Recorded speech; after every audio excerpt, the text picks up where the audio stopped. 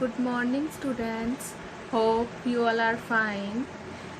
Today we are going to read chapter 3rd of UVS, Natural Calamities.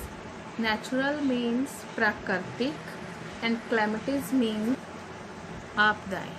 Let's start. Natural calamities are not due to any curse or mistake on our part or our forefathers. Natural calamities जो हैं, प्राकृतिक आपदाएं जो हैं, ये ना ही किसी श्राप की वजह से और ना ही हमारी गलती की वजह से या फिर हमारे पूर्वजों की गलती की वजह से आते हैं. They are natural happenings on the earth. ये धरती पर प्राकृतिक रूप से आते हैं, नेचर की तरफ से आते हैं. अर्थक्वेक्स, भूकंप, साइक्लोन्स, तूफान, सुनामी, फ्लड, बाढ़, ड्रॉट, सूखा, etc. Are some of the common natural calamities. ये सब कुछ नेचुरल क्लैमिटीज हैं. They cause great damage to property and life. इनकी वजह से प्रॉपर्टी को और लाइफ को बहुत नुकसान होता है. So first natural calamity is earthquake. A sudden shaking or trembling of the earth is called earthquake. अचानक से धरती के हिलने या कांपने को earthquake कहते हैं, भूकंप कहते हैं. An earthquake is caused by the release of the stresses that accumulate at the boundaries of the moving plates. अर्थ के नीचे कुछ प्लेट्स होती हैं जिनके आपस में टकराने से भूकंप आता है. This movement of plates disturbs the rocks in the interior of the earth. In plates की मूवमेंट के कारण अर्थ के नीचे, धरती के नीचे जो रॉक्स हैं, चट्टानें हैं, वो डिस्टर्ब हो जाती हैं. This disturbance in rocks produces the shaking और ट्रेम्बलिंग ऑफ द अर्थ. इन रॉक्स में डिस्टर्बेंस के कारण धरती में शेकिंग और ट्रेम्बलिंग पैदा होती है. हिलना और कांपना धरती में पैदा होता है. इन इंडिया दिस शेकिंग और trembling occurs in specific zones. India के अंदर कुछ स्पेशल ऐसी जगहें हैं या कुछ ऐसे स्पेसिफिक जोन्स हैं जहाँ पर ये ट्रेम्बलिंग और शेकिंग होता है. These zones are called faults. In zones को बोला जाता है faults. See this map of India. Areas shaded with brown and red colors show those specific zone where shaking and trembling frequently occur. These areas are called faults. Next is buildings, houses, poles, roads are destructed due to earthquake. Buildings, houses, poles, roads ये सब destroy हो जाते हैं earthquake की वजह से. As you can see in the picture given in your book, earthquakes occur every day on the earth, but the majority of them are minor and hardly cause damage. वैसे तो हर दिन earthquake आता है अर्थ पर, लेकिन वो बहुत माइनर होता है जिससे बहुत कम नुकसान होता है या कोई भी नुकसान नहीं होता है या हमें महसूस नहीं होते हैं वो earthquake. Earthquakes of large magnitude can cause serious destruction and massive loss of life. जो अर्थक्वेक लार्ज इंटेंसिटी के होते हैं वो बहुत ज़्यादा नुकसान पहुंचाते हैं और जिससे बहुत ज़्यादा लाइफ का लॉस होता है. The intensity of earthquake is measured by an instrument called seismograph. जो अर्थक्वेक को मेजर करने की या अर्थक्वेक की इंटेंसिटी को मेजर करने का जो इंस्ट्रूमेंट है उसको बोलते हैं seismograph. This is the picture of seismograph. Next, earthquake is measured on Richter scale. earthquake को Richter scale पर measure किया जाता है. When the magnitude of earthquake is 5 or greater than 5, it is considered high and more destructive. जब earthquake को measure किया जाता है, अर्थक्वेक की इंटेंसिटी 5 या उससे ज़्यादा होती है, तब वो अर्थक्वेक बहुत ज़्यादा डिस्ट्रक्टिव या बहुत ज़्यादा भयानक होता है, बहुत नुकसान पहुंचाने वाला होता है. When the magnitude of earthquake is 3 or less than 3, then it is considered as low intensity and less destructive. अगर अर्थक्वेक की इंटेंसिटी 3 है या उससे कम है तो उस अर्थक्वेक को लो इंटेंसिटी या लेस डिस्ट्रक्टिव, कम नुकसान पहुंचाने वाला अर्थक्वेक कहते हैं. Now time to think. A devastating earthquake struck Gujarat on 26th January 2001, having magnitude of 7.1, and about 20,000 people were killed in this earthquake. 26 Jan 2001 को गुजरात में ऐसा भयानक भूकंप आया था जो 7.1 रिक्टर स्केल का था और जिसमें 20,000 पीपल 20,000 लोग मर गए थे. Let's come to the next page. Second natural calamity is cyclones. Cyclones means चक्रवात या तूफान. Cyclones are violent storms that have high winds rotating around a calm center.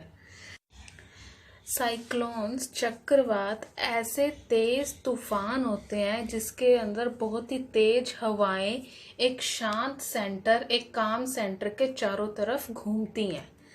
This centre moves with a speed of about 50 kilometre per hour.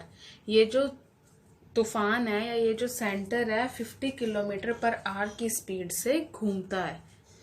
Cyclones develop over warm water of the ocean where air is heated by the sun.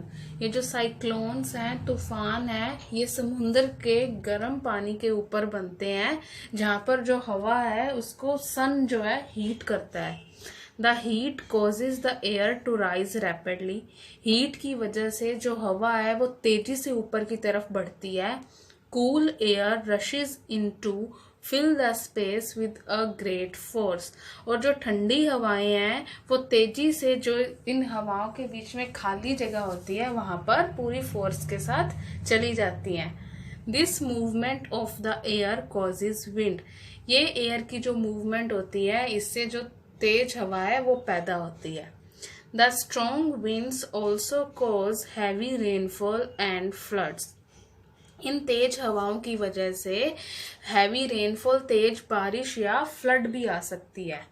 Winds and floods destroy houses, trees, poles, etc. इस बाढ़ या तूफान की वजह से घर, पेड़, खंबे ये सब बर्बाद हो जाते हैं. Such storms generally occur along the sea coast in Odisha, West Bengal and Andhra Pradesh. ऐसे तूफान ज्यादातर कोस्ट एरिया में आते हैं, समुद्री किनारे के इलाकों में आते हैं, जैसे कि Odisha, West Bengal and Andhra Pradesh. Now time to think. On 29th October 1999, a cyclone hit the coast of Odisha, killing about 10,000 people. 29 अक्टूबर 1999 को एक साइक्लोन ओडिशा के समुद्री किनारे पर आया था जिसमें लगभग 10,000 लोग मर गए थे. Now there are two questions. Let's discuss these questions. First question is write 4 natural calamities. कि कोई भी 4 नेचुरल क्लैमिटीज आपको बतानी है. So 4 natural calamities are, first one is earthquake, cyclone, tsunami, flood, drought. Second question is what was happened on 29th October 1999 in Odisha. 29 अक्टूबर 1999 में ओडिशा में क्या हुआ था. So answer is on 29th October 1999 a cyclone hit the coast of Odisha, killing about 10,000 people. Odisha में 29 अक्टूबर 1999 में एक ऐसा cyclone आया था जिसमें 10,000 लोग मर गए थे. Next natural calamity is tsunami. The word tsunami has been derived from Japanese language, which means extremely large waves in the sea caused by earthquake under the ocean. ये जो वर्ड सुनामी है ये जापानीज लैंग्वेज से लिया गया है, जिसका मतलब होता है बहुत बड़ी बड़ी लहरें जो समुद्र में उठती हैं। किसकी वजह से? जब समुद्र में महासागर में नीचे भूकंप आता है। A tsunami is a series of huge waves that travel in all directions, much like the ripples caused when we throw a stone into a pond. Tsunami जो है एक सीरीज है, लगातार बड़ी बड़ी वेव्स होती हैं जो हर डायरेक्शन में जाती हैं। जैसे कि अगर हम किसी तालाब में पत्थर फेंकते हैं और जो लहरें हैं वो चारों तरफ फैलती हैं, सेम वैसे ही जो सुनामी है वो भी समुद्र में बड़ी बड़ी लहरें लगातार आती हैं। Within minutes of the earthquake, the tsunami travels out to the deep ocean and towards the nearby coast. कुछ ही मिनट में भूकंप आने के जो सुनामी है वो डीप गहरे समुद्र से किनारों की तरफ चली जाती है। A tsunami could destroy thousands of miles of coastline and submerge entire island permanently. Tsunami के कारण जो समुद्री किनारे हैं उसके थाउजेंड ऑफ माइल्स बहुत दूर तक नुकसान होता है और जो वो पूरा एरिया है वो पानी में सबमर्ज हो जाता है, डूब जाता है। We will continue this chapter in next class.